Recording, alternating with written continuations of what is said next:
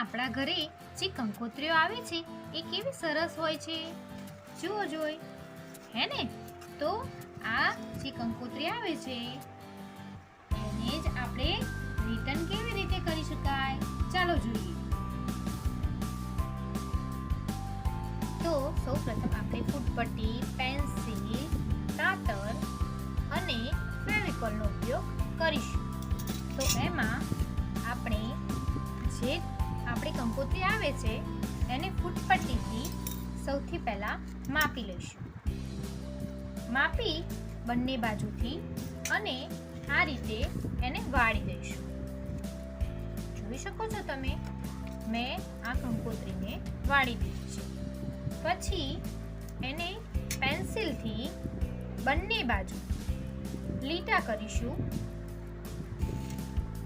આ રીતે, અને લીટા કરીને પણ એને આપણે વાળી દઈશું. જો આ દેખાય છે ને, મેં અહીંયા વાળી દીધું છે.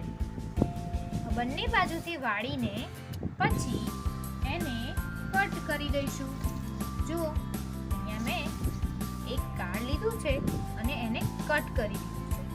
કાતરથી બંને બાજુ કટ કરી દેવાનું છે, ફક્ત વચ્ચે કટ કરવાનું નથી. હવે શું કરવાનું છે, એને આવી રીતે વાળી અને અહીંયા શું કરવાનું છે, ફેવિકોલ લગાવી દેવાનું છે.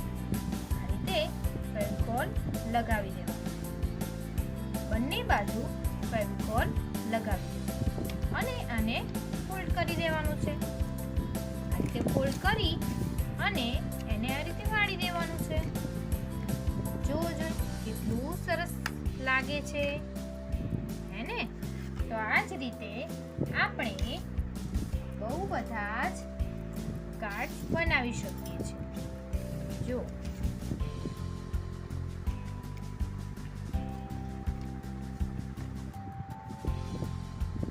તમારે નાનું ફોલ્ડ કરવું હોય તો નાનું પણ કરી શકાય. અલગ અલગ આકાર કરવા હોય તો અલગ અલગ આકાર પણ કરી શકાય અને એની ઉપર ડેકોરેશન પણ કરી શકાય છે. જો કેટલું સરસ લાગે છે. અને આની અંદર આપણે પૈસા મૂકી એને એનું કવર આપી શકીએ છીએ.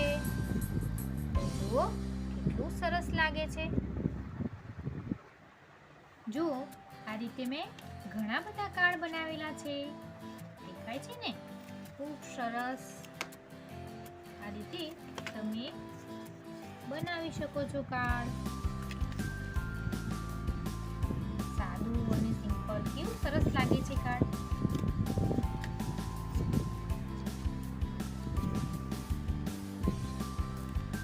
અહીંયા મેં ડિઝાઇન વાળા કાર્ડ બનાવ્યા છે. તમે અલગ અલગ આકારના બનાવી શકો છો. આ જ રીતે તમે બર્થડે કાર્ડ પણ બનાવી શકો છો. કોઈની બર્થડે હોય તો તમે આવી રીતે કંકોત્રીનું કાર્ડ બનાવીને આપી શકો છો. કેવું સરસ લાગે. જો એવા જ મેં ઘણા બધા બર્થડે કાર્ડ બનાવ્યા છે.